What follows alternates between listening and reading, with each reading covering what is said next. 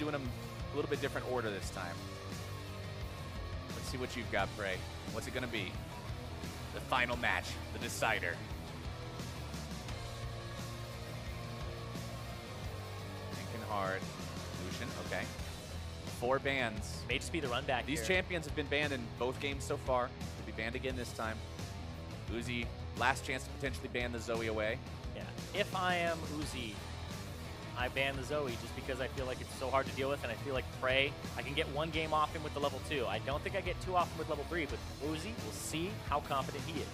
Kalista, he thinks he can beat it again. Doesn't want to go against the Kalista, the Azir, or the Draven, so just kind of choking out those 3. We've seen pretty much the same bans, but there's the adjustment. All right, PraY bans away the Syndra, insta-locks the Zoe. No waiting around this time. He knows what he wants. Oh, it's the run back. That's one of those things where you go smack in your head like, how did I let that happen? I'm the one who initiated the all-in. Right, let's just not do that again. And the thing that happens here now is the change is the Syndra banned one more time. The Varus is what's left here. Right. Now, you're saying that that's the run back, you have the dope moment, and you have to look at it like that. PraY's saying the problem isn't the champion. The problem is how I played the champion. I know I can win this. Uzi's saying the same thing. The problem isn't the champion. The problem is how I played the champion in game number 1. I can do the same thing. Yep. Both these players are ready to go at it, and I think this is probably the coolest way for this to end, considering they're both going to be making adaptations. PraY from game 2, Uzi from game 1.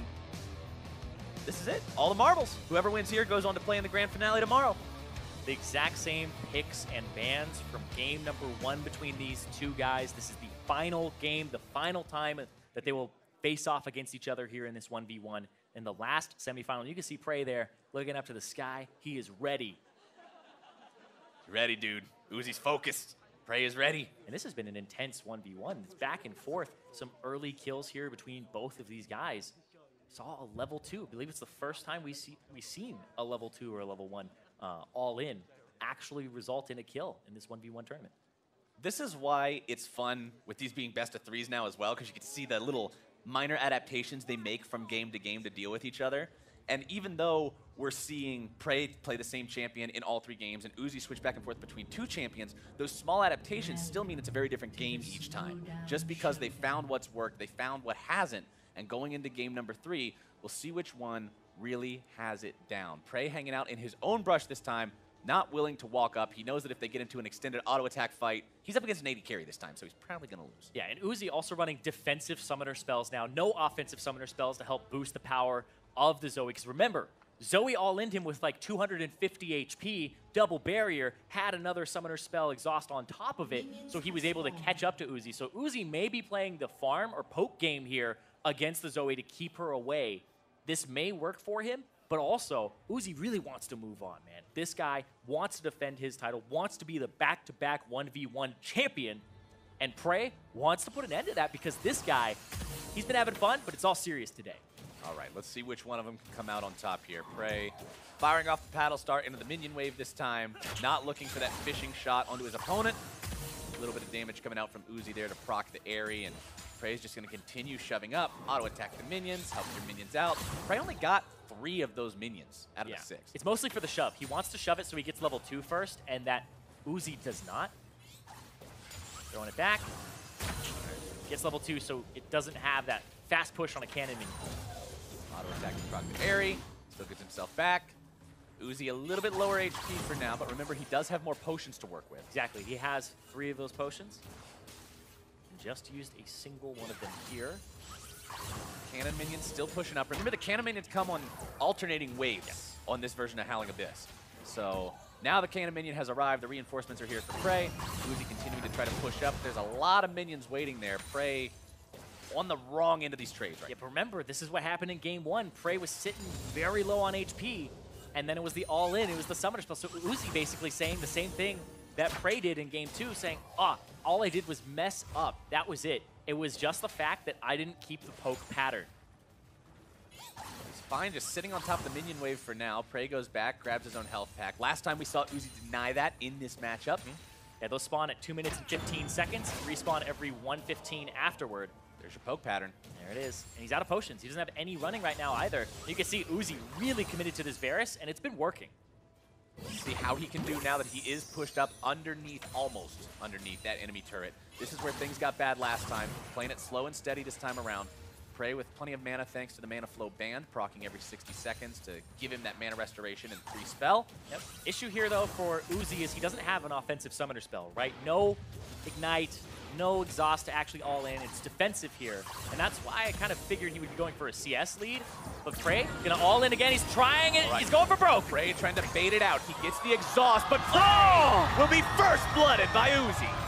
Can't reach the summoner spells. Uzi outplays and has the run back from game one. That's what you said, Zyrene. It's all in the execution. It's not the matchup. Uzi said that today. He comes back and gets his victory that he should have in his mind, been able to get in game one. He makes the corrections. He fixes the parts of the strategy that weren't in line, and he makes it happen. He's going to the finals.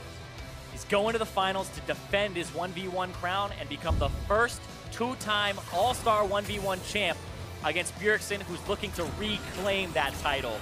And right here, misses the Sleepy Trouble bubble. He started that off with a Paddle Star, and Uzi with the counter and the kill.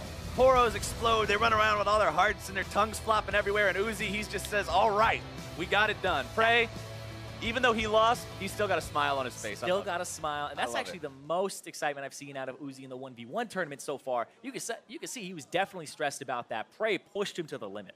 And that's a sign of respect almost, I think. Because, like you said, in that little intro that we got to see, Uzi said, PraY's a really good player. This is going to be a tough match. He manages to beat him. It did go to all 3 games. So if you are Uzi, you're feeling a little bit of a sense of relief after conquering that opponent that you also had to play against earlier today in the 5v5s. Absolutely, got the better of him both times. So that's going to be Uzi in the finals versus Bjergsen. We have the 2016 and the 2015 1v1 All-Star champs. And the thing as well is Bjergsen was playing a bunch of Zoe. We just saw that Uzi is okay playing into Zoe. It could be the Zoe mirror matchup even. Maybe Uzi will break it out. Maybe he was keeping that one hidden today.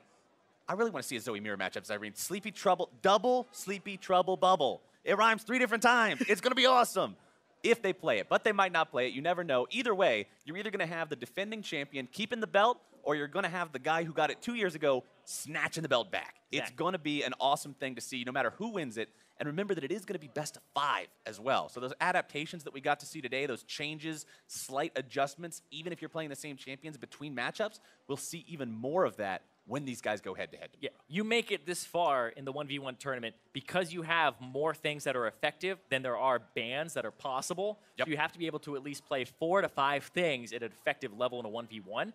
Then you just change up the strategy. So it becomes about the execution, because we saw the exact same picks across the board except for the Syndra for Uzi. So overall, we actually saw only 7 bans out of 6 total. Yep. And then we only saw 3 champions picked throughout these 3 games. But we saw different